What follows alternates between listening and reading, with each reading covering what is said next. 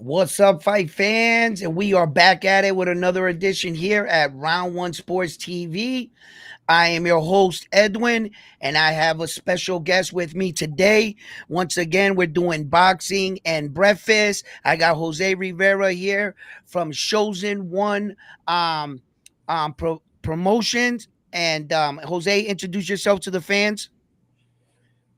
Yes, and it's productions. We'll Yes, get it, bro. We'll get it. We'll get we'll it. get it. Yeah, We'll get it. We'll get it, Jose. We'll get it. We'll we'll get get it. it. We'll get it. Yeah, How you I doing am this your morning? co-host. I am your co-host for Sunday mornings, Jose Camachito Rivera, and we got a lot of boxing to talk about this Yes, morning. we do. Yes, we do. We're gonna get right into this because it was an exciting night for boxing. It was a little bit of a controversy, what I feel was a robbery in one sense, and to many spectators, a lackluster performance. And we're gonna figure out who all those fighters are and more. So let's break down the fights, and I figure that we can go down. We can start from the prospects that are coming up, the top prospects in the fight, and work our way up to the main event. And you could really give me your opinion, and we could break down what we saw throughout the fight. So one of the top prospects I've been talking about in boxing for quite some time is Abdullah Mason. And Abdullah Mason came in last night. He fought a Puerto Rican fighter. He made short work of him. He looked good, impressive, a little nervous in the beginning rounds, but through all in all, your assessment on Abdullah Mason, what did you see from the young man? Wow. As I keep seeing Abdullah Mason, he just keeps impressing me. Remember, that's a division where two other fighters, one elite, one up and coming in Keyshawn Davis and Shakur fought last night. And out of the three, he was the most impressive one. I dare to say that almost like tankish, like whereas Shakur Stevenson and Keyshawn Johnson want to be that chess player where then but they don't have the power that Tank has to try to emulate Tank. And that's why they throw out those boring fights like Shakur had another one last night. I wasn't impressed with Keyshawn Davis either. And to be honest with you, Davis is one step up, according to Top Rank, one step higher than Mason. But Mason has the better record at 13-0. Remember, Davis is only 10-0 at the well, 11 as of last night. I think that the young Mason is even ready for bigger things than um, Davis is. To be honest with you, I was I agree with you. I believe that he is one of our top prospects right now, besides Boo Boo Shoo Shoo Carrington. I believe that Abdullah Mason is right there with Boo Boo Carrington as far as star status and top prospects. I believe that Keyshawn Davis, he really needs to get himself more dedicated to the sport, seeing that he had two fights where he tested positive for marijuana, and it speaks to his level of dedication. When you got young fighters like this messing up opportunities, this is not you. Not only did you leave money on the table, but you're also interrupting your legacy and your experience that you can get in the ring. Money cannot buy all the opportunities that boxing provides you, and you need to take advantage of all the situations you get when your number is called in boxing, and not mess it up by smoking a little bit of marijuana. I hope that blunt was worth more than the money he left on the table. absolutely. You know what I'm saying? So when I let's speak about Keyshawn Davis and his performance last night. Um, Actually, I don't want to toot my own horn, but I basically went 4 for 4 last night on all the fights except the Foster fight, which I got robbed. Okay, The highway yeah, box. we'll get into that, right? Yeah. But I had got on a platform and I had talked with some gentlemen last night. On my way out of the platform, they quickly asked me what were my predictions, and this was my predictions last night. I said Abdullah Mason was going to stop his guy. Keyshawn Davis was going to go the distance. He was going to be tested. I said that Foster was going to stop Homeboy, which I thought he should have. And Yeah. I said that Shakur Stevenson was going to go to a 12-round decision, and exactly the way it went. So, you know, I thought that Keyshawn Davis. I was looking when I called that, and I said that it was going to go the distance. I knew he was going to be tested. I didn't think it was going to be a wild fight as it was. I mean, he picked Keyshawn up like this. He was using extra energy you don't need to resort to, and you could see at some point the guy wanted out of the fight. He even gave the referee a left check hook, in the fight, so the referee wanted some get back, you could see it in his face. So you know Keyshawn Davis was this was a good fight for him in the ways that you want to see if your young fighter can get tested like this, to see if they still want to stay in the fight, to see where their warrior mentality is as a fighter. When you have a pressure fighter and a wild guy like this, you want your fighter to experience that early in his career so that when he have a tougher challenge in the future, he's already been there. He's already been in front of these situations. So that's kind of what I would like to see from the young fighters. Throughout all the fight, when you saw Keyshawn Davis fighting last night, the guy was a little bit erratic, a little wild. But besides that, what did you really take away from his performance? I saw him frustrated. I Yeah. saw him, especially what he did after the bell, in pushing or swinging at your opponent. He was tested and by an opponent that, I mean, he was a veteran, yes, but I actually expected Keyshawn to dispose of his opponent last night. Listen, this is the situation. I don't think Keyshawn Davis is ready for fighters that are up there. He was calling out Teofimo Lopez. Stay away from that.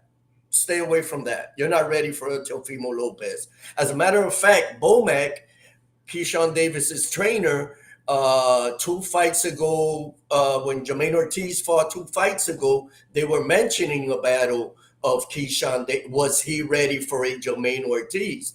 Bomac, his trainer, who also trains Crawford, said, "Oh my God, Keyshawn will annihilate Jermaine Ortiz. As a matter of fact, I have guys in my gym that will beat Jermaine Ortiz." And I quote,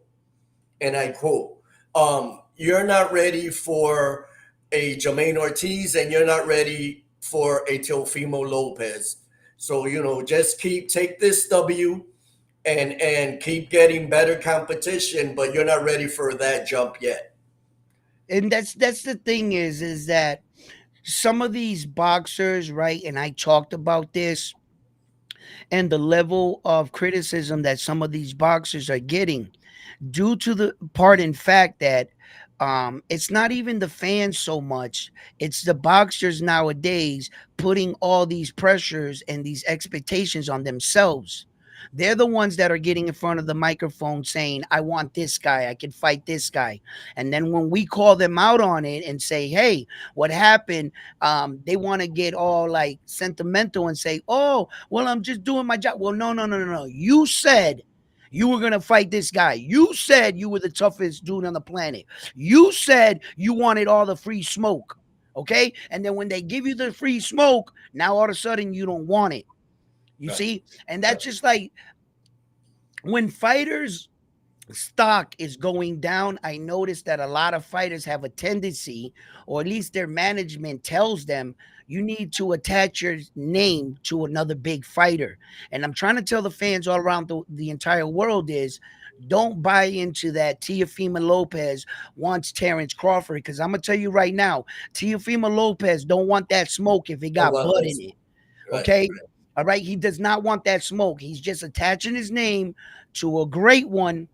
That way he can stay irrelevant, and you can, think about a future fight with him and Terrence Crawford, and avoid from thinking about his luck performance, and that's within Tio. But Listen, before, listen, yeah, really quick. You're talking about Teal, right? Real quick before I forget. yeah, He was nowhere to be seen in a top ranked fight last night. You know where wow, Teal was? You know where what, Teal was? where, At the DAZN fights, at the other side, at the what? Cepeda fight, at the Nah, Masdival, yes, and acting as a reporter at the post fight press conference last night. We'll get into those fights later because, as you know, Ryan Garcia's brother fought right. Well, we'll talk uh, about that. Yeah, a Vargas. So Theo was asking questions like he was a reporter, but one of top ranks, top fighters wasn't anywhere to be found in the building last night and was across the pond or wherever the other fights were with the competition. So make what you may of that, but that's where Teofimo Lopez was last night. wow. I mean, Top Rank usually wants their fighters there at their events to promote their fighters, and being Especially Theo. Teofimo Lopez sometimes doesn't strike me as such a loyal, um, per employee. He seems No, like the thing yeah, he seems like a disgruntled employee all the the thing time. with Theo is that he wants to show everybody that he beats to his own drum. Yeah, He beats to his own drum. He does things his way. You can't tell me what to do. I'm Teofimo Lopez, and he yeah. proved that last night. He proved that last night by not being in the building. You're a top ranked fighter, and now here you are at a matchroom Golden Boy event. I tell you So what, I tell you what, Bob Aaron can be your best friend or your worst enemy. You fuck around with Bob Arum, he'll show you how much power he really has. no, when Bob Arum really, really likes you, he Yeah. likes you. Let Well, me tell you. that's what I Let me just tell said. you. If you he could be your best Yeah, friend absolutely, or your worst absolutely. enemy. And Bob Arum takes care of the fighters he really likes and their families. He does a lot for boxers, but he could be a real asshole sometimes too, as well. And if Teofimo Lopez pisses Bob Arum off, and Bob Arum sees that like that, and he sees or he takes that as a level of disrespect, because you got to remember that these promotional companies, they're going head to head all the time. They fuck with each other. They deal with each other. But I don't think Bob Aaron really likes Ed Hearn. You know what I mean? And I don't think Ed Hearn really likes Bob Really Aaron. nice. You Listen, know? talking about Bob Arum liking fighters, I'm gonna give you a perfect example. Yep. Perfect example, and we saw it. We witnessed it last night. Robinson Conceição, who was the only Brazilian to win a gold medal for Brazil, right? 4 opportunities at a world title. This was his fourth. 4 opportunities at a world title.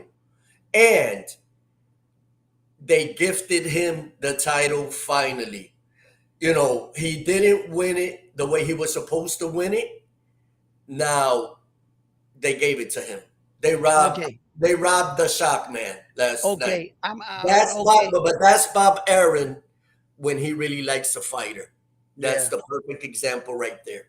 Okay. Bob, look. Oshaki Foster, right? Um, is falling under a bad time in boxing, to tell you the truth.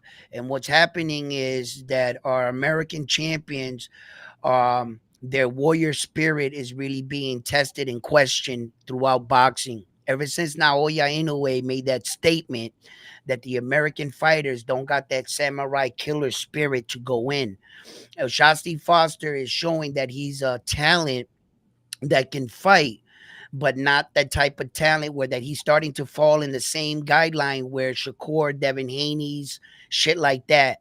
And Foster, for me, really outpointed um homeboy last night. But you see now, there's no point in the fight where I can take away. At the end of the fight, I'm looking at Oshasti's face and I'm looking at his face, and he's really wearing it. And Oshaki Foster looks clean as fuck, boy. And then like I'm remembering the fight as I'm calling it. And the unofficial box card had the other guy winning 1 round. And typically, the unofficial card and the judges' cards are roughly sometimes in the ballpark. This is the first time that I've ever really seen a fight, and that by the most widest margin, their scoring was off. Like the announcer scorecard and them that they're showing me, it was a shutout. They only had the Brazilian winning 1 round in the entire fight. When they read off the first scorecard and they said it was for the Brazilian, right then and there, I said, "Oh no, oh no, who the hell is watching this fight?" Then they try to play it off and they give the second scorecard to Foster. And right there, my stomach just, I, I, I, I couldn't believe what I was hearing at the time. So I really want to go back and watch that fight again, because there's moments in boxing where that you can become a little biased and you're just watching Foster more, and I might have not been watching the Brazilian's inside work or some of his work. So I really want to go back and I want to watch that fight over. But I have a pretty good boxing mind. I and what I witnessed last night is what I consider your definition of a robbery. That is that is my definition. I don't see how the Brazilian won this fight. There was no controversy at all. I mean, the whole world, the whole world saw what you saw, what I saw, a highway robbery. I I, mean, the face on Oshaki, the look on he looked like Oshaki, he wanted to cry. he did. He did want to He cry. he looked like he wanted to cry in the ring. He was so shocked in his face, like he just like you know, what's up? All right, yo, Stan, what's up, baby? I love you, man. We're Yo, good, Stan. Thank you, es appreciate el it. hijo Stan mío. says he loves the collab and how Yeah. we doing. We're doing good. Yeah, that fight. It just goes to show you that this was the last opportunity for Consecal at a title shot, and since he didn't win it the correct So, way, do you want to then see the rematch? Yes or no? absolutely, Yes, I do absolutely, too. And I absolutely dare believe Oshaki Foster deserves the rematch. deserves a rematch. But Absolutely. listen, and I try to tell people this, right? Last night, going into this fight, I said, let me tell you guys something right now. This gentleman right here, the Brazilian guy, he might have not won the world title, but he's already been in the moment 3 times, right? Where that you could say when he went into the first one, maybe the lights were too bright, maybe the moment was too big, and he might have underperformed. With the Shakur Stevenson fight, he fought Shakur Stevenson, and he took Shakur Stevenson 12 rounds. Shakur Stevenson was tattooing him, but that speaks to what he's doing in the ring. If Shakur Stevenson couldn't get him out of there, it's because that other guy is doing something in the ring as well. So I said you need to pay attention to that, guys, and recognize the fight that's going to be, and stop thinking that you got a Superman on your hand and these guys are going to just beat these guys down. That's why I was able to call that Shakur Stevenson fight last night, because although going into the Shakur Stevenson fight, right, I felt things changed. My opinion started changing once I saw the Ofasta And Shocky. yes, scorecard. When they read those scorecards, I got nervous for Shakur, but I also thought that it felt like it put pressure on Shakur, and the night was speaking to Shakur like, if you keep doing this running around shit, look what would have happened. You're gonna have to engage. And I think that I thought that the judges were sending him a clear message out in the back locker room. So when he saw that, come out here, Shakur, and give us a good performance. You see, Shakur Stevenson shows up. I'm watching the fight, and I got to be honest with you. By the second round, I was already pissed off. I was already pissed off at Shakur. I was like, don't do this, Shakur. Don't start running around. And I was saying to myself, how many punches did he throw in round one already? Like 4? I was like, come on, Shakur, don't do this again. don't have one of these nights, I can't back you up again. I told the world, don't hold you on one of your performances. And this is what I said because I know that a fighter can have a bad night at the office. Now I'm starting to think that it's up here for Shakur. It's up here. It's mental. Right, Now, now I'm right. starting to think that he put himself in a position where that he feels like he's becoming a little more gun shy and not taking as much as opportunity because I remember who Shakur was at 130. I remember who he was. I remember how he fought. I I remember how he remember, did combinations. Edwin, I remember how he was in the Olympics. Shakur Stevenson was one of my favorite fighters coming up. I know his grandfather well, Willie Moses. Um, we've spoken, a lot, especially about the controversy one time of people saying that, why was he using the Puerto Rican flag at times? That he wasn't Puerto Rican. That's a conversation for another day. But when he got robbed in the Olympics, I thought to myself, boy, they created a monster. Wait till this kid goes to the pros. And lately, he's been disappointing me. Now, you got Andre Ward to one side, a retired fighter who was retired undefeated, and you got Crawford on the other side, who's undefeated at the moment, representing this fighter. Are they getting tired as well of promoting Shakur Stevenson after these lackluster performances? What are they thinking? What are Look, they thinking? Two this is elite my fighters promoting you. What are they thinking? okay. When Oh, and real quick, now he's a free agent.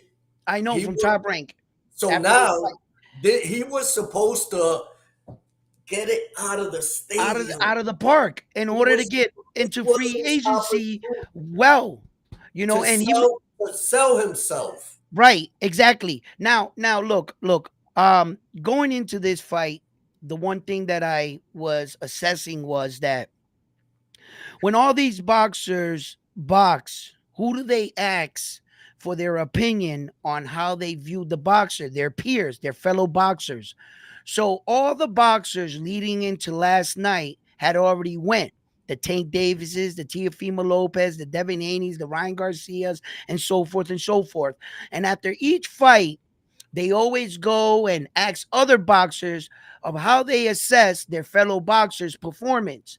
So now the stage was yours. The stage was set.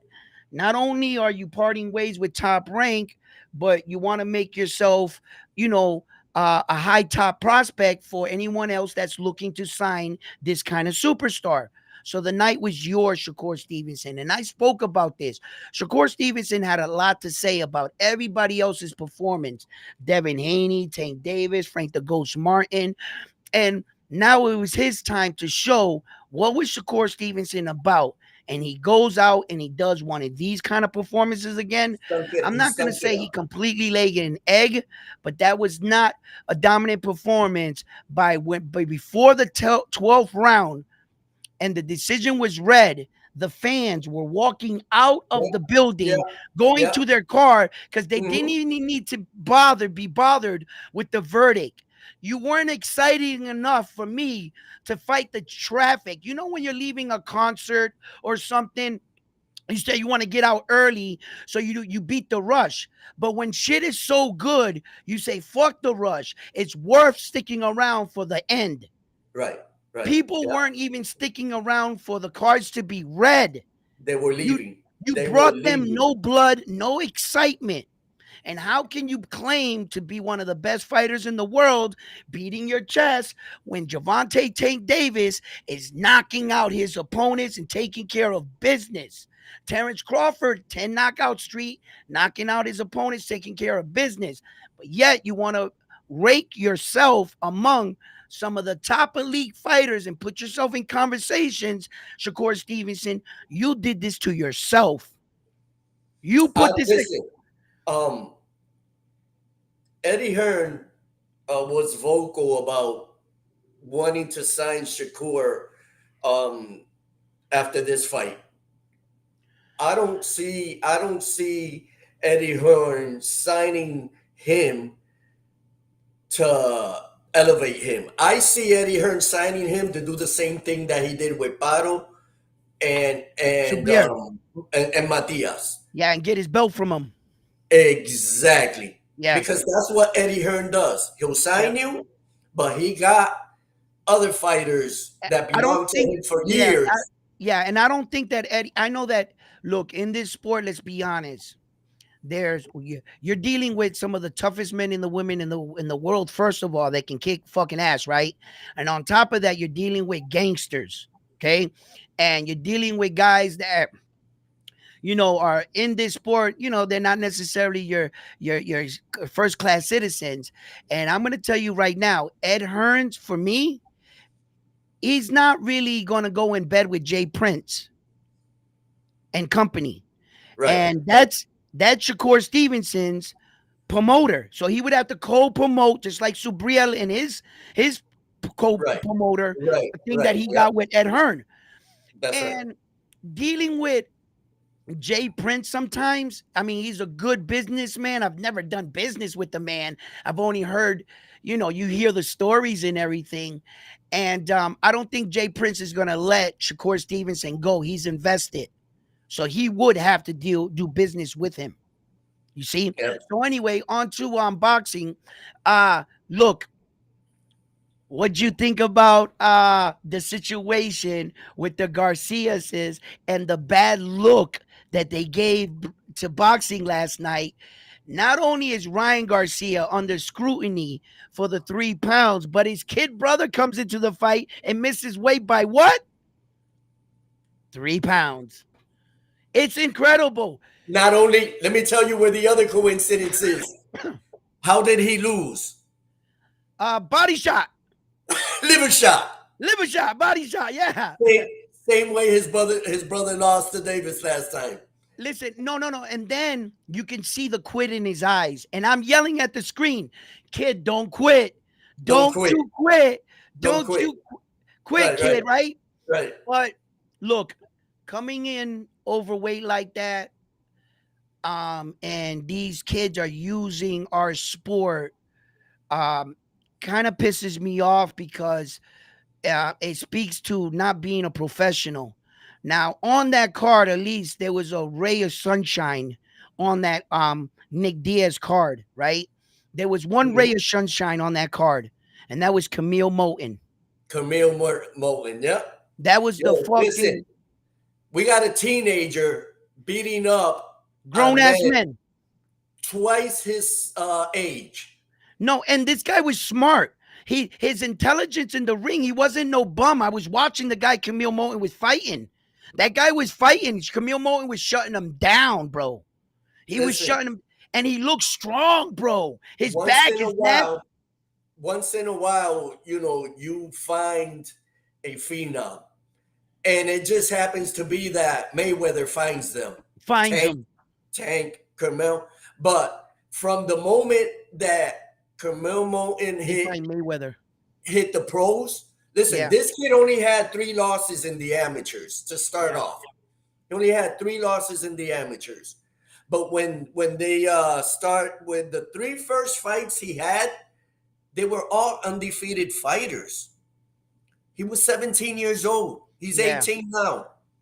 All right? They yeah, fed him a 3-0, a 7-0. I believe it was like a 4-0. And he knocked these guys out. Undefeated fighters. Who does that? yeah. They are so confident with this teenager. He's going to go up the rankings quick. Look, look. Last night, Camille Moulton, the way he fought towards his opponent, and the way Shakur Stevenson fought with Armenian, right? The Armenian dude was there to be hit all night. He was standing in front of Shakur Stevenson. Why wasn't Shakur Stevenson pulling the trigger, putting his combinations together? I was screaming at the screen at Shakur, and I was saying, Shakur, this is the type of fight that you can't watch your opponent. You got to create opportunities. If I throw this punch and you go like this, I created that moment. I made you respond. So I Right. created that. What are you going to do with what you just created? And you got to go off of it. He created nothing last night. He didn't really work off of his jab. He didn't put any of his combinations. He just took what he gave him a little bit, and he was hesitant. It looked like he wanted to counterpunch, but when the other guy would throw punches, Shakur wouldn't counter. And I was like, okay, so now he's not looking to counter. He's not. What the fuck is he doing? Yo, I I was just so feel, pissed when a Edwin, kid has so much talent, so much fucking art. He has so many arts punches to his selection. Shakur, he has so much skill, and it's frustrating when you know, bro, you can wipe this because guy down. for some reason he doesn't want to take any chances. I don't know if he felt What up, Jay De Will? Los Santos' power last time. For some reason, Shakur doesn't want to take any chances. And the way you're looking, I don't see you beating Tank Davis. No. I don't see you beating Tank Davis. Well, last night he was supposed to get himself in position for that the fans can talk up the fight between him and Tank Davis in the future, and he was supposed to put himself still in the room. Now the conversation is Tank Davis, Loma, and other fighters and stuff because Shakur is not seeming like that once upon a time top fighter. It seems like when you stepped up the level of his competition, he wasn't able to answer the call. I really think that Shakur Stevenson right now, and you touched on it. I think he's afraid of losing his O. And I think a lot of these fighters, Mayweather was good for the sport, but he also kind of like fucked with the sport. And I think that Shakur Stevenson is more focused on the fact that he wants to go undefeated rather than taking the opportunities that were given to him once upon a time. Case in point, when Devin Haney offered him to fight for all four belts. I know Shakur Stevenson must be looking back at that offer and he must be kicking himself because as you and I know, it's hard enough to win one world title in the sport of boxing, just one. This And if one. you give me an opportunity to fight for all four belts, I mean, at the end of the day, that's what we're fighting for, to be declared only one king in the division, right? Man, Absolutely. listen, if you gave me that opportunity, I would fight you in the parking lot for all four of those belts. And he denied it not once, but twice. Twice. And Mhm. that goes to show me that, first of all, you say you're in here, you want to fight the best, and you're going after legacy. Then if you're going after legacy, the money shouldn't have been a factor. You should have took that fight for those four belts. It's not every day that a man or a woman dedicates years of chasing those belts, gets all four of them, and on one night give you the opportunity to skip all his hard work and take it all away. And you say no, not once, but twice.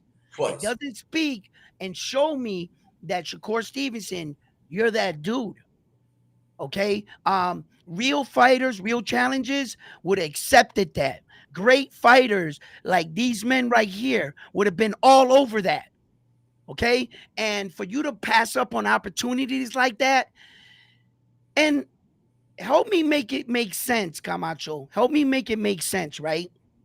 If I'm not mistaken, not only did he deny the fight with Devin Haney for four belts, 25%, and an additional offer, which I do not know what it was, his very next fight, he denies it for four.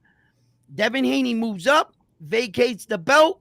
What is Shakur Stevenson's very next fight? He fights for the vacated belt that he just vacated for less money than what they offered him. Please help me make it sense. If you didn't feel like you were getting paid for it, All you right. didn't fight for four So, belts, but you fought for one belt and less money. so this is what's going on. If you notice when you see Shakur Stevenson post anything on social media, Yep. what's his hashtag? All right. Chasing greatness.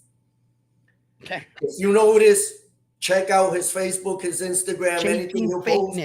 fakeness. His hashtag is chasing greatness.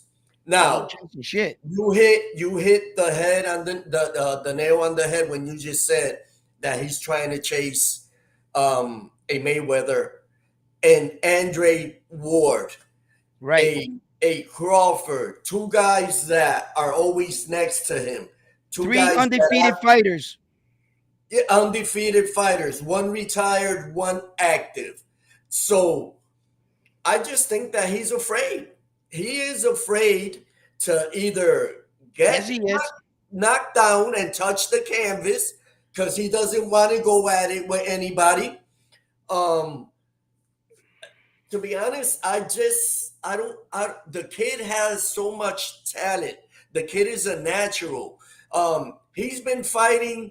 His grandfather has been training him since he was 5 years old. Did Let you me see tell them you arguing in the corner? that's where I was getting next. Okay, go ahead. To see the way that he's talking to his grandfather lately in the corner, the way he's disrespecting him, and the way that he's trying to do things on his own, I just think he's frustrated. That's the reason why he said last time he was retiring. I don't think you got to remember, boxing is 90% mental. There's something in this kid's mind that is in the way at the moment of making him perform to the highest level. I don't know what it is. You want to know something? You want to know something? What's And that? you know, fuck it. Anybody can take this any way they want. And if you guys got something to say about this, just leave it in your comments and we can chop it up. But I'm gonna come out and say it because I'm not gonna. I got no hair on my tongue no more. Okay. I've never been in a fucking era of boxing where these guys have been mentally checked out and they're just a bunch of pussies, bro. They really are. All these boxers and these kids coming up, I've never seen a group of tough men. They're fucking tough and highly skilled, and they ain't nothing but little fucking girls when it comes to the mental game. Their mental game, the way they were raising these kids now. Yes, they're skilled. Yes, they are tough. But let's just think about this, Camachito. I see you laughing over there, right? But let me see if I can work your memory with me, right? Wait, wait. Let me tell you why I'm laughing. No, no, no, Because no, no. I already know why you're laughing. I know why you're laughing. But hold up, tell hold me, up, tell hold up. me, tell me. Hold up. Check this out. Check this out. I want to work your memory real quick. Ryan Garcia checked out, said he wanted to retire. Shakur Stevenson checked out, said he wanted to retire. Big Baby checked out, said he wanted to retire. Even Tank Davis talked about retire. Devin Haney talked about retirement. Fucking, and the list goes on. I've never been in an era with so many tough guys are mentally checked out of the game. Yeah, they're skilled. Yeah, they are tough, right? But these kids, and you speak of it, it's there's a mental part to Shakur Stevenson that these guys are like spoiled little brats. And it's like if they don't get their way, you mean to tell me Shakur Stevenson was going to retire from boxing because he didn't get the Navarrete fight? Wham, wham, wham, wham, wham, wham. Like, bro, these guys, like, it's just that, and I'm going to say it. I'm going to say it, bro. It seems like one guy talks about retirement. One guy says belts don't matter. Then you got Keyshawn Davis saying belts don't matter. Ask them if belts matter now. Where are you going to go in your career without those belts? You see? So it's very copy, paste, repeat in boxing today. A young boxer sees another boxer saying some shit. He thinks he's going to say the same shit. And I got to tell you that some of these guys are Windex. You can see right through them. Some of these guys got to adopt their own image and their own persona and ask themselves, why are they in this sport? Why are they truly in this sport? Become more mentally stronger for the battles ahead. All these kids want everything handed to them. Shakur Stevenson thinks they're just going to give them 4 belts. Motherfucker, you need to get in there and earn them shits. Fucking Shakur, man, listen, these kids be, brother, go ahead, drop it down for us. Why So why do I this think that you were like that? Go ahead. because if you remember last week, I told you that um, someone interviewed James Toney, and James Toney right now kind of has the situation where he's speaking kind of slurish, Well, that but the punch is catching up to him.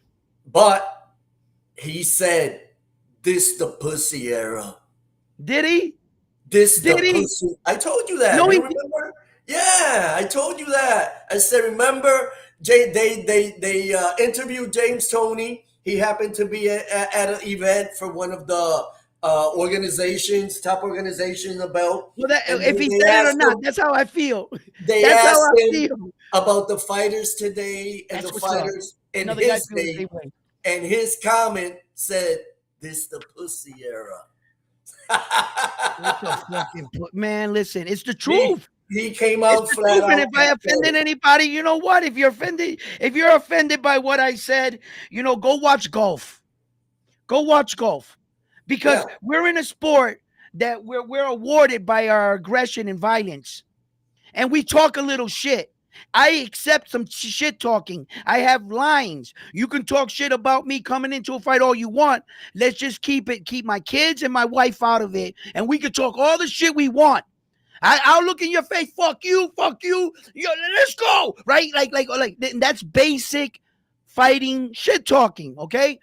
So in this sport, it goes to show you when you come in, you think fighting in the beginning is just throwing punches until you learn and you are taught that it's more than just throwing punches.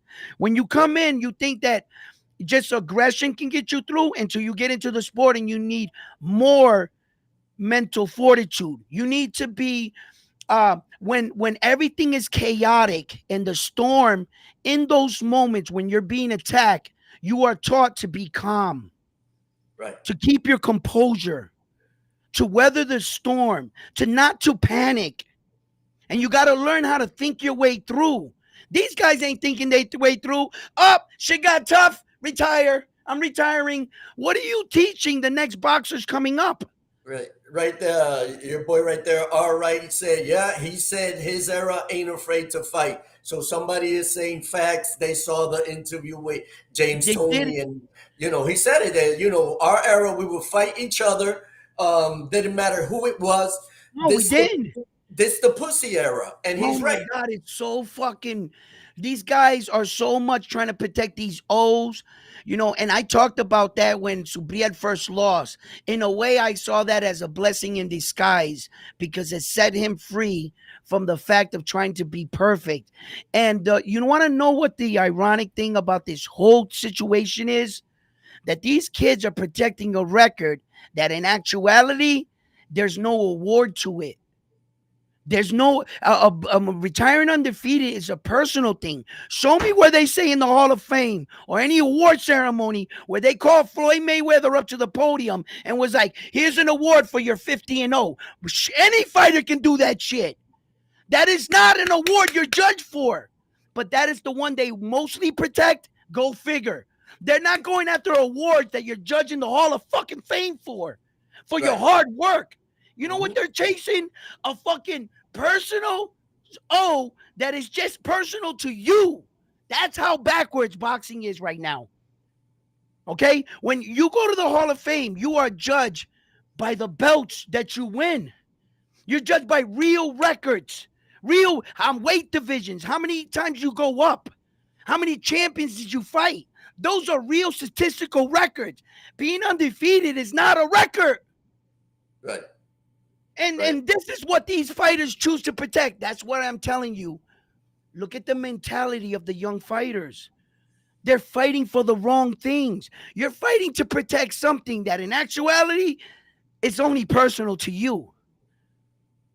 You get what I'm saying? You should take chances and go after your dream, which is accomplishing these. Would have been no fucking way. Devin Haney would have called me and said, "Hey, you want to fight for fucking 4 belts?" I'd have been like, "Do I have to fight you, your dad, and your fucking grandma as the ref in the ring? Fuck it, I'll sign. I like my odds. Let's go.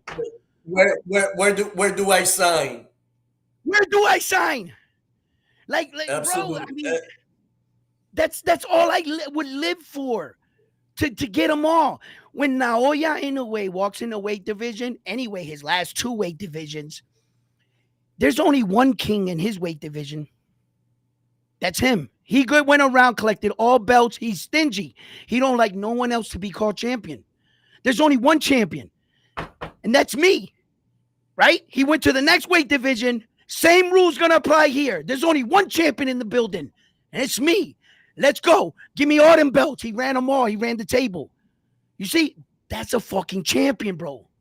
Right? And that's what we do it for. These things, the Shakur Stevenson, look at Teofimo Lopez got out of the ring and congratulated his opponent for punching him the most in the face. He landed the most, Classic landed the most punches against me and anybody in any fight. You just gave props to the guy for punching you. Yo, these guys are backwards. Then he comes in and says, I picked Klajic because I knew what kind of fighter he was. He's a marathon fighter, and I knew it was going to be a tough fight. And that's why I love it, because I'm not scared. I take all the tough fights. Hey, Tio, what'd you think about his inexperience? Yeah, we knew he never went 12 rounds. you just contradicted yourself. Big time. You knew about his inexperience, but yet you're going to try to sell it to us like he was that dude, Klajic, with 7 losses. Right. Come on, bro. Come on, man. You underperformed, and this guy showed up because let's keep it funky. I've been noticing that Teofimo Lopez, he has kind of like this Bruce Lee mentality where that Bruce Lee said, in fights, I don't have a game plan. I let nature take its course. Well, we're in boxing, and at this level, you need to have a game plan. Teofimo Lopez did not have a game plan coming into his last 3 fights. You can tell. He didn't. When he fought Josh Taylor, I really had to go back and watch that because I was like, he had a game plan for Josh Taylor. And I started watching the fight, and I started to realize, well, not necessarily. He did have one, but I think that's where he fought the fight the best. Teofimo Lopez truly fights of God-given talent and instinct. And he's the type of fighter that thinks, because he was the best fighter in his gym coming up, and his God-given talent got him all the way here. But at this level, you have to devise game plans to sustain just in case shit goes wrong in the ring. The reason why I know he didn't have a game plan is because Tio says, oh, I had control of the entire fight. I was beating him easily, right? And then in the next statement, he says, well, I saw he started giving me problem, but I started fighting better when I took my dad's advice. I've been listening to him more than I've ever listened to him in my corner. Hold up. So you're admitting you never listened to your coach, which is your dad in the corner, and you're admitting in this fight you paid attention to him a little bit more, right? So doesn't that indicate when you're asking someone else for advice on what's going on in the ring, that speaks to the night's not going your way? You need your coach to tell you what's going on. He said, I started listening to my coach and I started doing what he told me to do. So if you need to get advice from your coach, it tells you right there that whatever you're doing wasn't working. Right.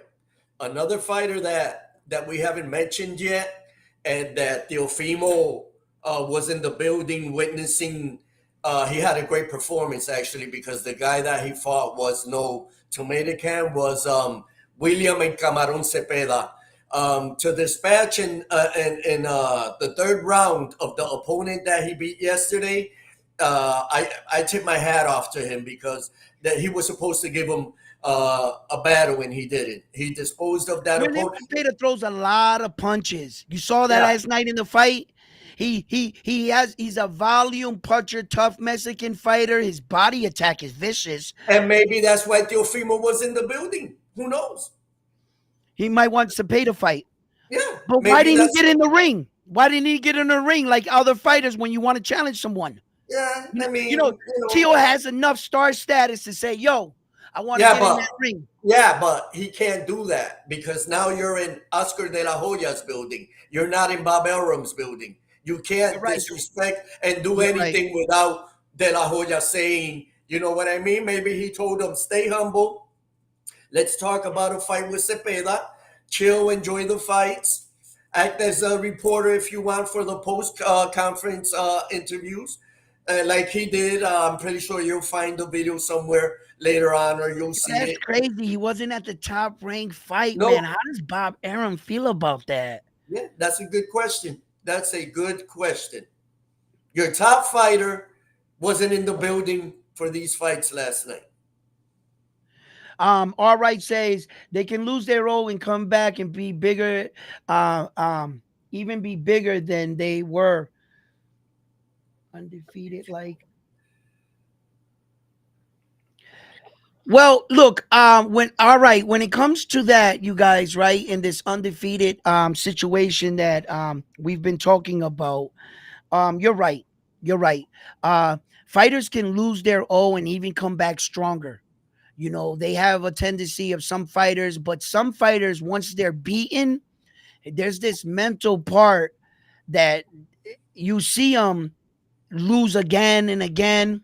And sometimes good fighters even get trapped in that, where that once you beat them, you know, it just it's into the individual itself. Sometimes I'm harsh on guys because of the way that I feel that I would have acted in the situation. I have to take myself back and say, I'm not him and he's not me. And other people will do other things. Okay. So, but this thing about the O has to be talked about in boxing and has to be really put out there that the O is not as important as a title. It truly isn't. And an O is not as more important as your legacy. Mayweather can convince you and go around and say, I'm undefeated, I'm this, I'm that. And look at all the scrutiny he takes at the tail end of his career for wanting to keep that O and not engage and get those big knockouts. Look at all the scrutiny he's gotten. So if you want to be flan pleasing and take care of business, fighters like, you know, the one fighters that are taking care, you can say whatever you want about Tank Davis. The world can say whatever they want, but that man is in there taking care of business. He's knocking out, he's giving the fans, and you could see why he's making 39 million with Amazon Prime and why the other guys are not. And Shakur is not making that kind of money. Right. Because when it speaks to, you know, these guys are so much taking these. Look, I spoke about it last night and I said leading into the fight, I said this as well. I said, if Shakur Stevenson goes out there and gives a stellar performance and wipes this guy down and knocks him out, will he get the credit he deserves for beating this kind of opponent? Nobody really wanted to see this fight to begin with. And no one ever considered Arteminium on 5 weeks' notice that much of a threat. Shakur Stevenson was highly favored in Vegas for this. And for the way the fight played out, you know, it's just not going to give you a good image of where the bar is at with your fighter and how he's claiming to be the best fighter in the world, and that's not what you're seeing. That's not what you were seeing in your performances. So look, these kids got to understand that this O is not as big as they think it is.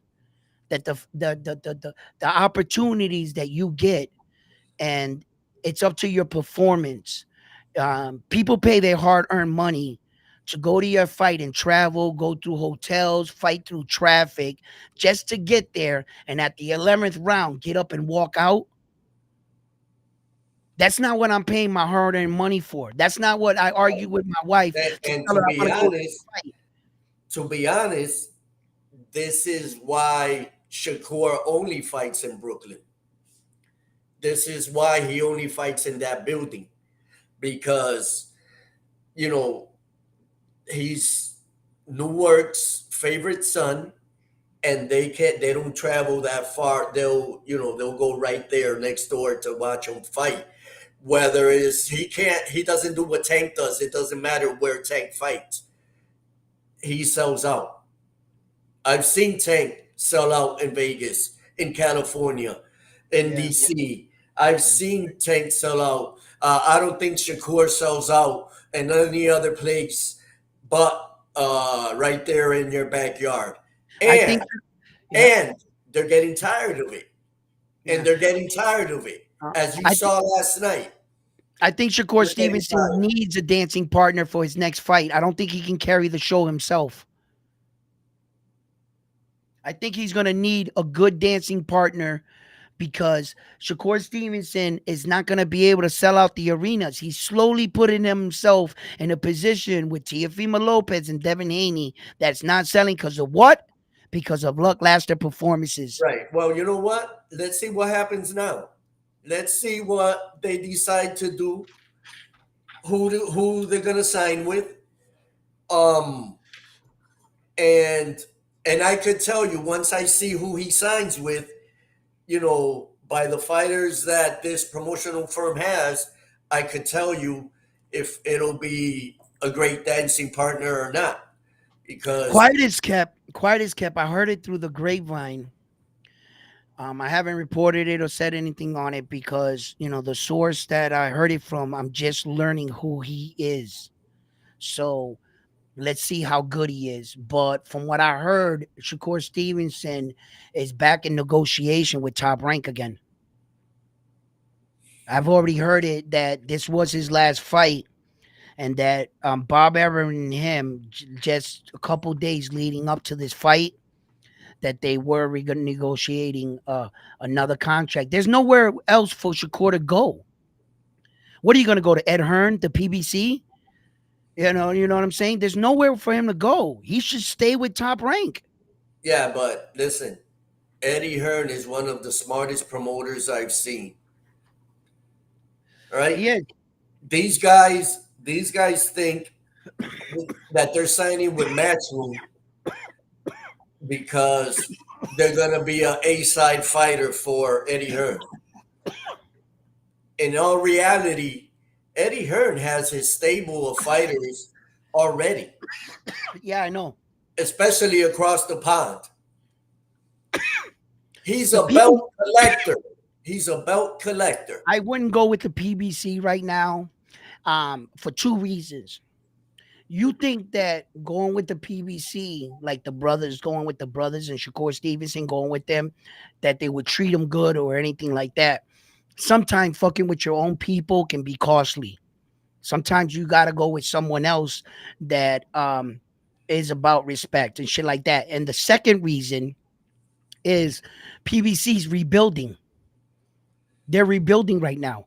Or Um, unless you go to Saudi Arabia, huh? unless you go to Saudi Arabia and get that big money. Well, you could also sign with shows in one promotions, and they can be your promoter. You know what I'm saying? We're just Yeah, gonna put we'll take them. we're just gonna put that out there real quick, Shakur. You know what Well, I'm saying? You know well, what I mean? well, he'll fight right here at the DCU Center Hey, we can pack the house. You know what I mean? against Jermaine Ortiz in his backyard. Let's go for that belt. You know what I mean? That you fucking. I don't know how you Actually, won the belt. I don't know how you maintained that belt, but actually, now that you mentioned that, I want to give a shout out to Rob the Wolf Perez. It was the very first fight of the night from Worcester. Fought Ali Felix, who's from Connecticut. So two New Englanders, heavyweights, went the distance. Olympian. He's if you know Ali Felix, the heavyweight from Connecticut, he's an Olympian. It was the very first fight of the night. It was a good performance, so I want to commend them both for fighting on top. Well, Ali Feliz is already a top ranked fighter, but for Rob Perez, who was 2-0, to fight a fighter like Feliz, who was also 2-0, but a top ranked fighter, I have to salute him for taking that fight. and And who won in so, that fight? Share with us who won. Ali Feliz won the four-rounder decision, went the Okay, distance. I actually thought that Feliz would knock him out, actually. So I tip my hat off to the Wolf for going the distance. good, good. Another Connecticut fighter, Foster, the other Foster 3 fought last night too. Had Oh a good yeah. performance. So Salute to him also. It was a good undercard. You've been to my place. I got a TV on one side, a TV on the other side. So I had Golden Boy on Yeah. one TV, Top Rank on the other one, sat in the Yeah, yeah, middle, yeah, yeah, and yeah. was like this all night. I'm in the same way, brother. I got four TVs, four fights last Yeah, night. We're going yeah, on everywhere. Like, yeah, you know how we do. yeah, Yeah. right, right. So like, out of all the performances last night, overall assessment, you know, boxing had a pretty decent night last night. There were a lot of fights going on. I took away from a lot because, like I say, me and you, we're reporters in boxing. We advocate for the sport. We try to bring out our unbiased content. We are not a fan of one particular boxer. We are a fan of boxing. And we love all boxers here, and we wish they could all win, but there has to be a winner and a loser. And and what we do is here at Round One Sports Town and Shows in One Promotion is where we try to give you our unbiased analysis on boxing. Sometimes I'll take a fighter, Jose will take another fighter, not because we're showing favoritism, but to break down the ins and outs of both fighters.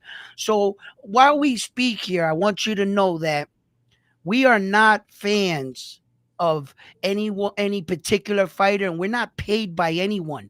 We're not shitting on Shakur Stevenson because we're fans of another boxer. No. We're pointing out what everybody is thinking and feeling. And we're asking you, as fighting fans, to share your reactions on this platform so that the world can see.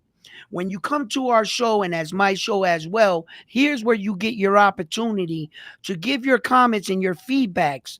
As we sit down and we break down, Jose's here to answer any questions, and I'm here to answer any questions. So feel free to drop a like in these videos and a chat right now as we continue the show. So, Jose, listen, my brother.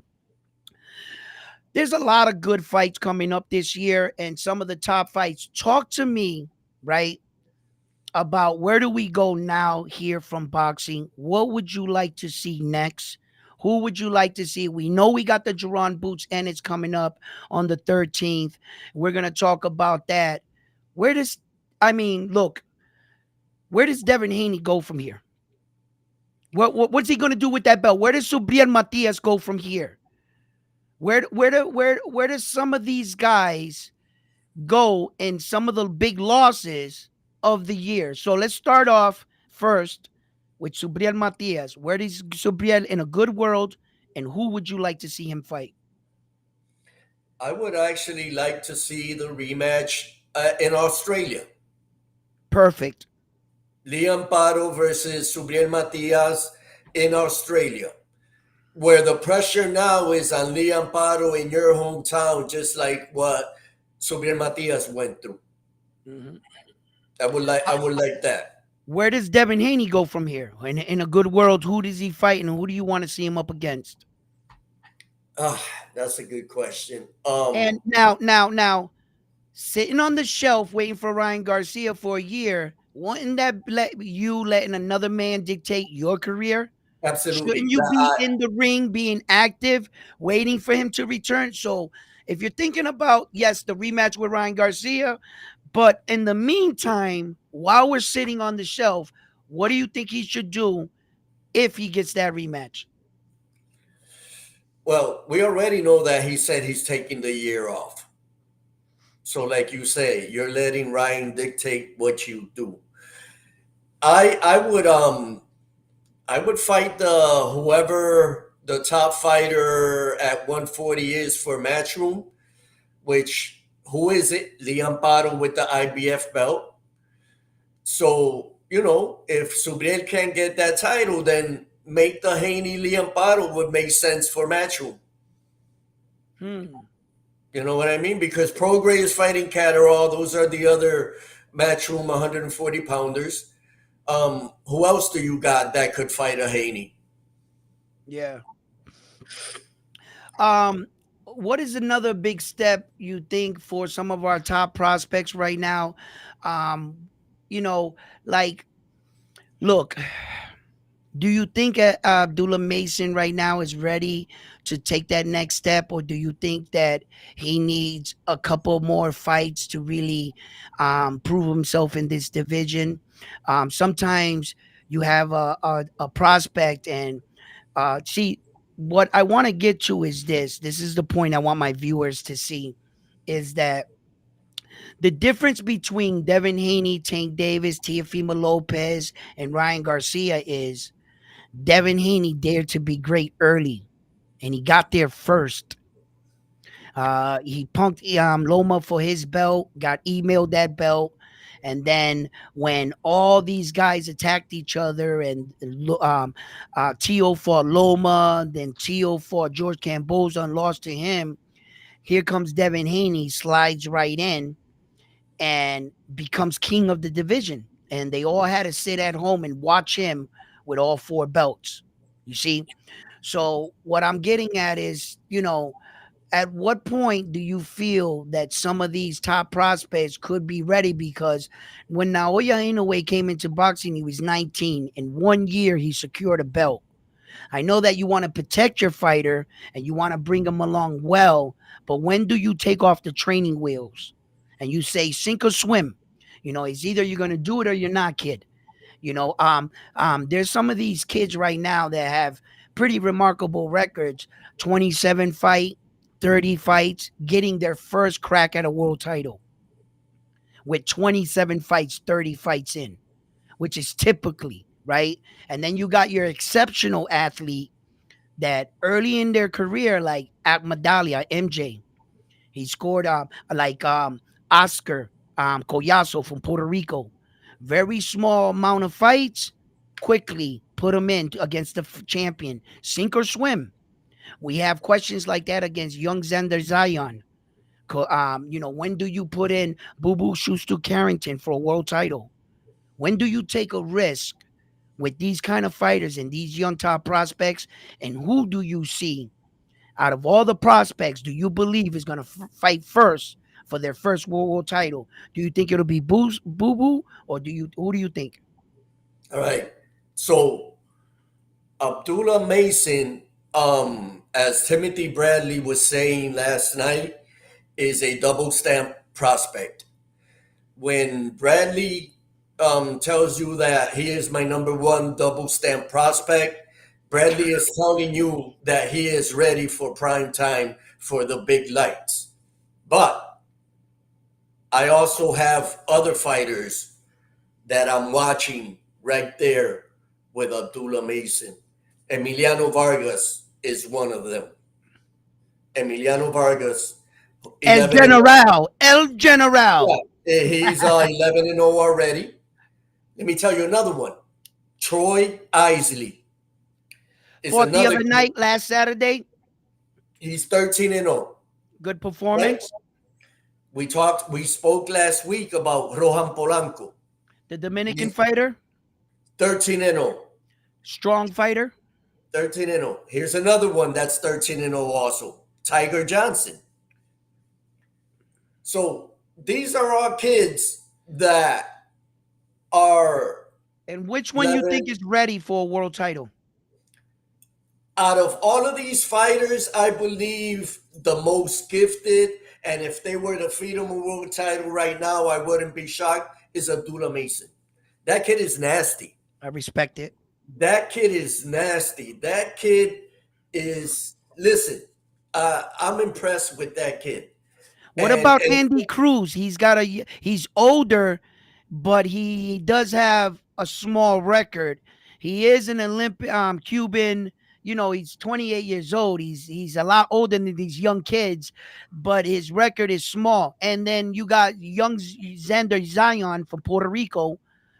He's another top prospect that they've been bringing along, and out of all the top prospects right now, like you said, I feel that Mason is one of the more polished of the fighters. He really is.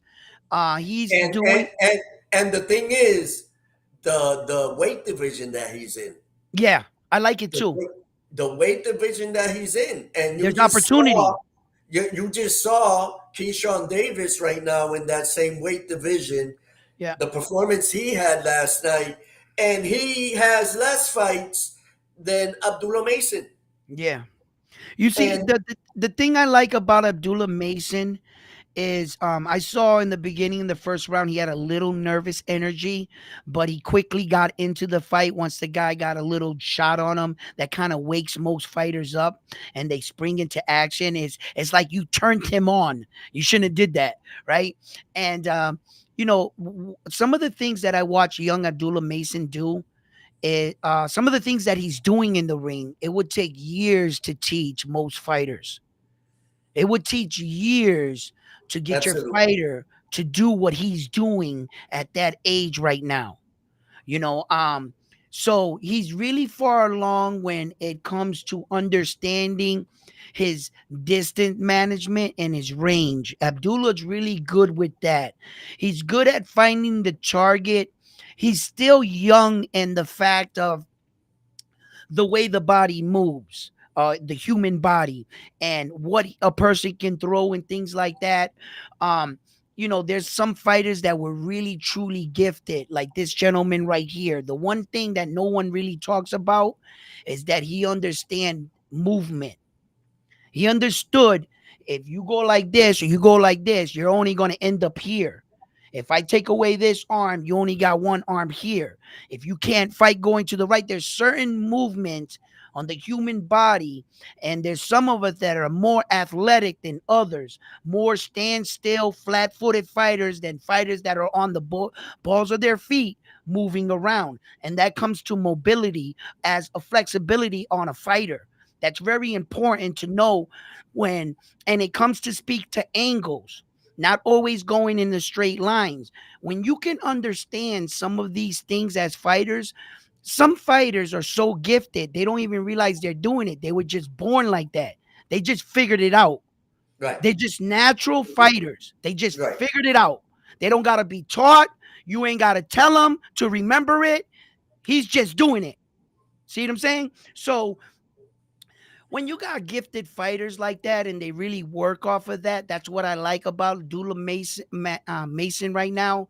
He's definitely showing that the bright lights are not big enough, that his competition, he's bringing down to his level, and he's utilizing what he worked on in the gym, and that's very good. Um, as other fighters, I like Bruce Carrington. I love me some Bruce Carrington. I think Shoo Bruce shoo, Carrington shoo is, shoo. yeah, Shushu. I think he's a strong fighter. Um, I think Shushu thinks he's a little bit better than what he actually is, and that's good to have confidence as yourself. Um, I just don't think that Shushu's now in a ways good. I mean, Naoya Inoue was at his fight watching him, and they asked him the question. He was like, "Yeah, I think Naoya Inoue is good, but he ain't on my level." And I was like, "Whoa, whoa, whoa, whoa, whoa!" I was like, "Wait a minute, sir." But it's good because when they ask you these questions as a fighter, there's no fighter that should say, "No, I think this fighter is better than me." Fuck that. I'm better than everybody. You know what I'm Yes, sir. saying? Type Yeah, shit. yeah. You You gotta know? you gotta have. You know what? And I forgot too. In that 140-pound division that we were talking with Theo and David Haney and everything, um, I'm going to get back to you that question, Devin Haney, but Kelvin Davis fought Mm, last night also. yeah. Kelvin Davis at 140 pounds from Norfolk, Virginia, who's Hmm. also undefeated prospect coming up in that division. I forgot about him, Yep. who's now 13 and 0 with 7 knockouts. So I forgot Yep. him. He's also another up and coming. And But they couldn't get Keyshawn Davis to say a name last night. He wouldn't no, say a name. no, he will not. But why? Because if he would have had a knockout, Right. He probably would have said the, a name. You absolutely. right. Abs- he wasn't happy with himself. Yeah. He wasn't happy, and I It's a could tell learning that curve. This Womack. was a learning curve last night No. Well, he stepped for up in him. competition. Yeah. He stepped up in competition. That's what the Womack, learning curve is. his trainer Womack, I could tell by his face that he wasn't happy either. Nope. But getting back to Devin Haney, I forgot that he was quoted as saying the other day um, that he might move up to 147 pounds to chase Crawford. Yep, that was, as a matter of fact, I'm gonna find it for you. What? Yeah, that's what. Okay, wait. All right, because I get the emails, Yeah. media emails, and this was through Dan Rayfield. Dan Rayfield covers everything, and so there it is right there, Yep. He Haney, does. right? And then he says Devin Haney aims to move up to 147 pounds to dethrone Bud Crawford. And quote Haney, my goal is to move up to 147 pounds to face Bud Crawford to continue to expand my legacy. Styles made boxing fights, and I think my style beats Bud. I have enough skills to dominate the 147-pound division. That is Devin Haney's last statement. Devin Haney's trying to take a page out of Teofimo Lopez's page out of Cloud Chasing 101. Both these guys is some cloud chasing motherfuckers, and ain't none of them want that smoke from Terrence Bud Crawford. It's just becoming repetitive when you got these fighters just attaching themselves to a great one. Right, Terrence Crawford's out there doing Terrence Crawford's great shit. He's going to be entering a new weight division and trying to unify all four belts in his third weight division. Don't tug on Superman's cape and trying to get recognition off of what this man and his hard body of work. I suggest you, Devin Haney, to get off your ass and get over this loss and get yourself back in the gym. All this scrutiny and debate on Devin Haney didn't start in the streets. This started in a boxing ring. And the only way you're going to win back the fans is in a boxing ring.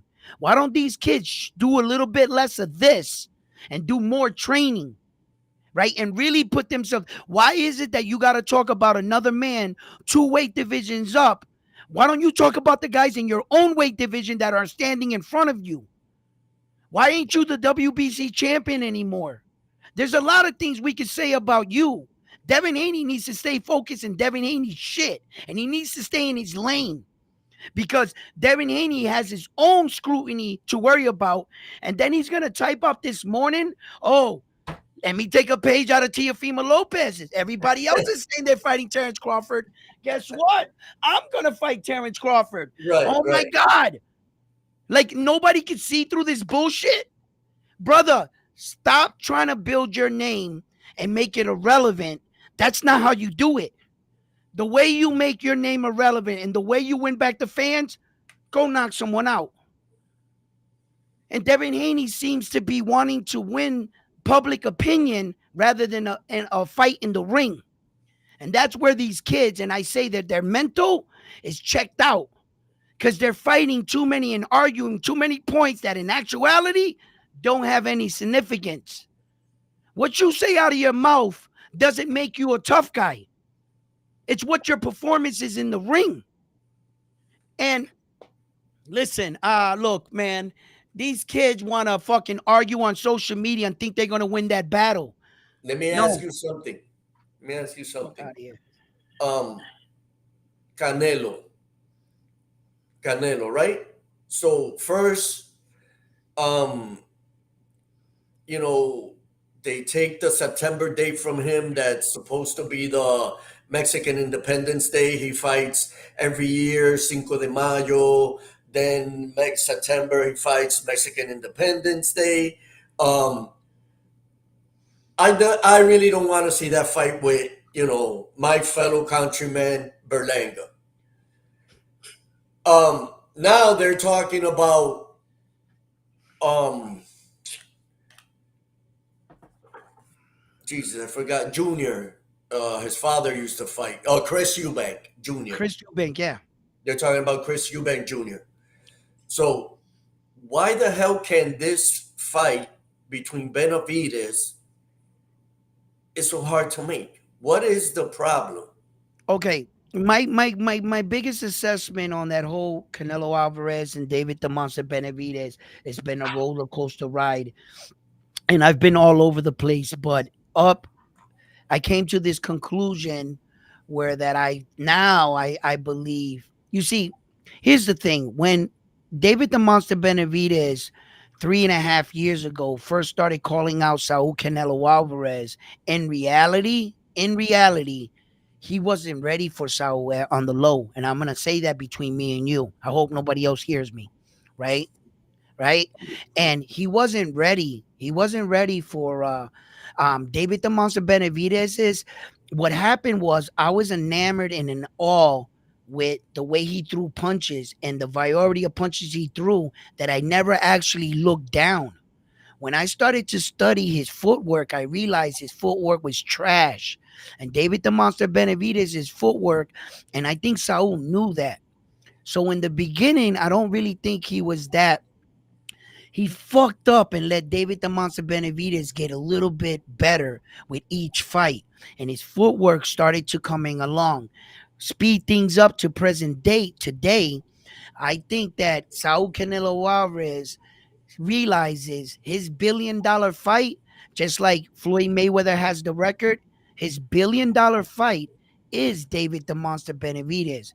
He turned down allegedly 200 million and 100% pay-per-view shares for that fight. And the only reason why I can see a man turning down that much money is because he knows what the fight is worth. He knows that that fight is going to generate $1 billion. And Saul Canelo Alvarez, in a sense, is telling David the Monster Benavidez, I'm going to make you rich.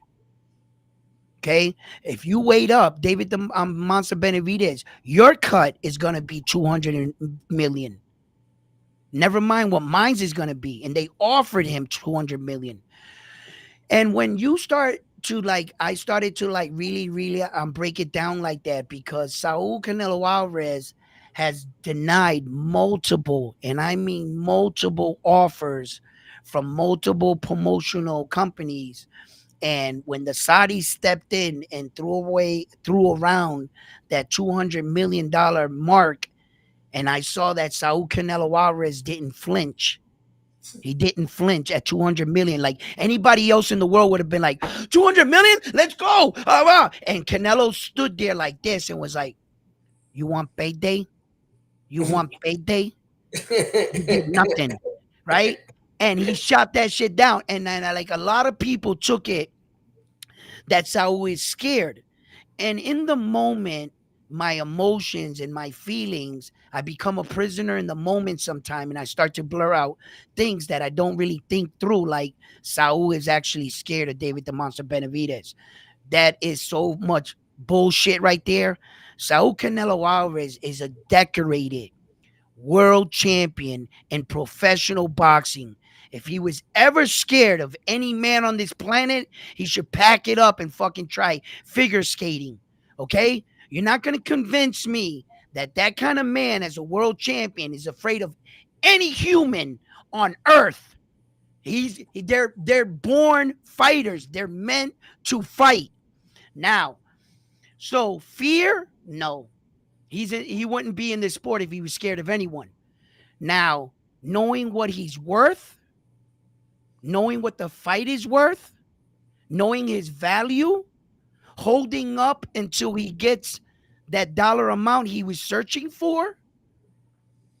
David the Monster Benavidez going up to another weight division in frustration, all of a sudden announcing that he's going where? Back down? Why? Someone must have got a phone call and was like, yo, bro, where you going? We got a big $1 billion fight here, bro. Get your punk ass back down here.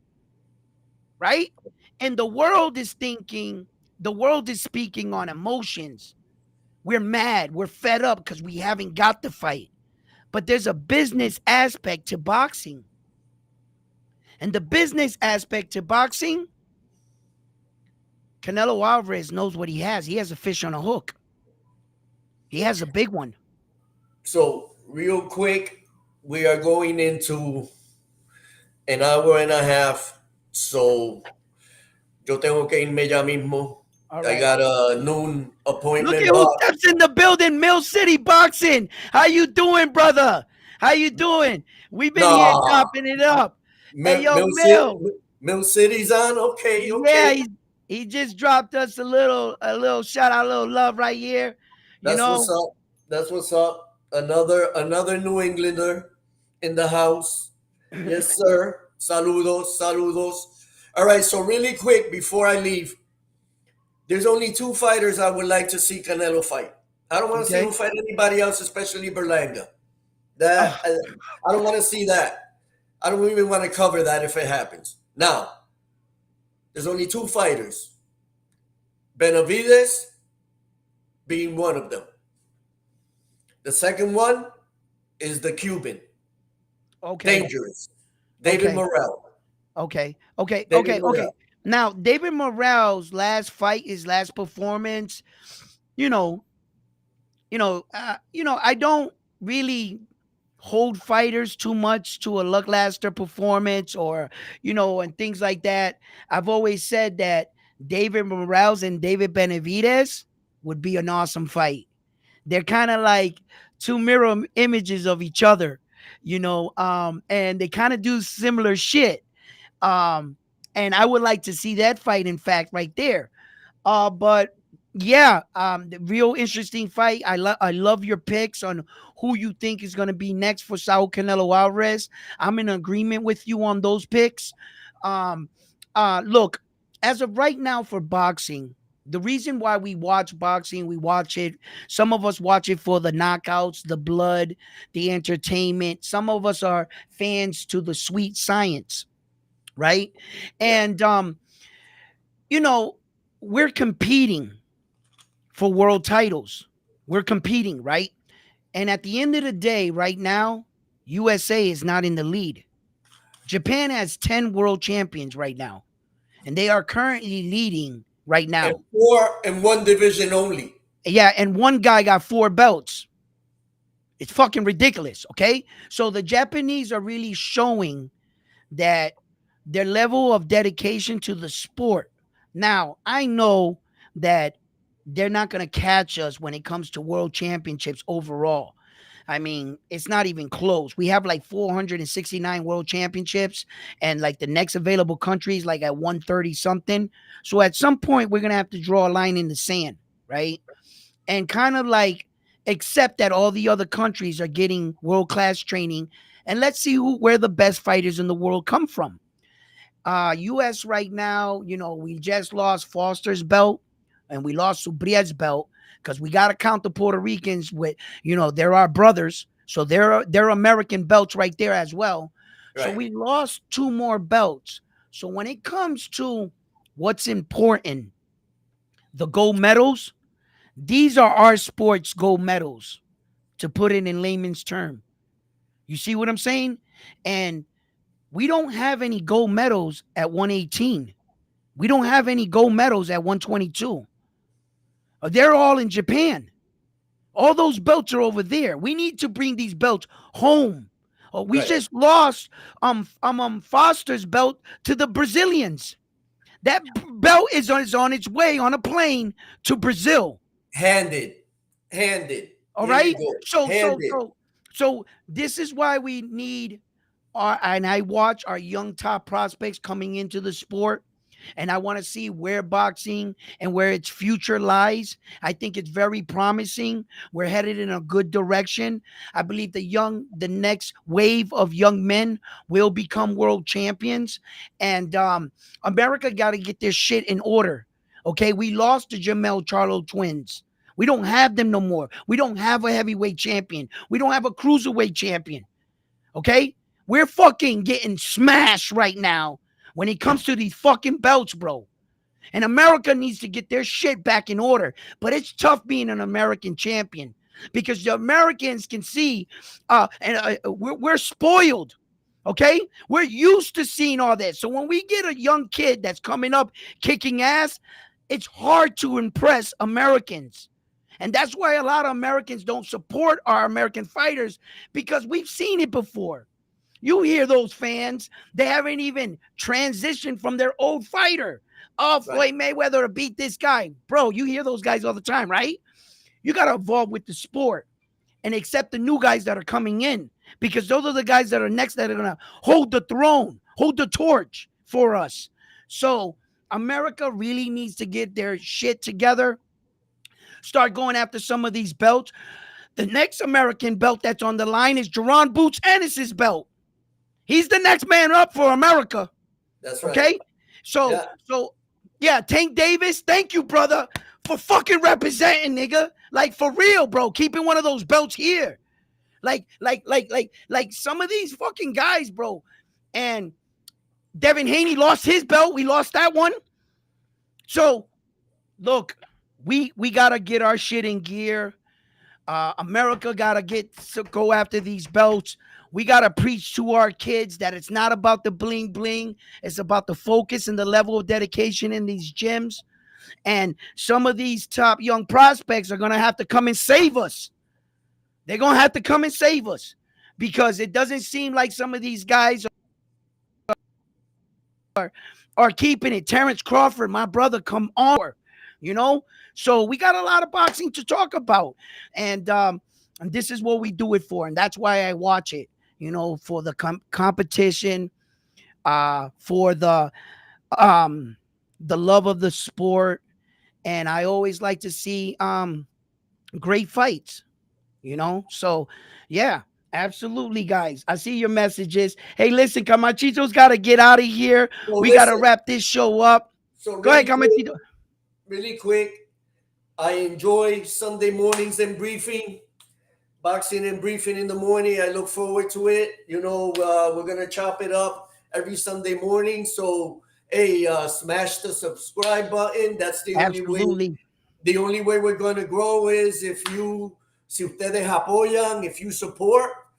You know, so it's like when your boy has a business and a hardware store, you're not gonna go to Home Depot. You're gonna support the small business. So Support the smash the channel. subscribe and help us out, help us grow. We're gonna be here with you guys every Sunday morning, and me and Edwin look forward to doing bigger and better stuff. It's gonna be a great year of boxing, fellas. Listen, fight fans, before I let you go here at Round One Sports Talk, I would like to thank the chat. I'd like to thank everybody that participated and gave your opinions on the shows. Everybody at home, please give those likes to the video. It helps the videos grow. This has been an amazing show. Like my compadre here said, we'll be here every Sunday. We'll be talking boxing and breakfast, and we'll be going over all the highlights in the weekend to follow. So, like always, I'm on to the next one after this one here at Round One Sports Talk. Jose, you've been the man. Thank you for coming on. That's Chosen One Production, and Chosen please One go to his Productions, channel. boy. Follow my man on his channel, on his YouTube page. Give this video a like on his page, and thank you for everything. Like always, we're on to the next one. Peace. Peace.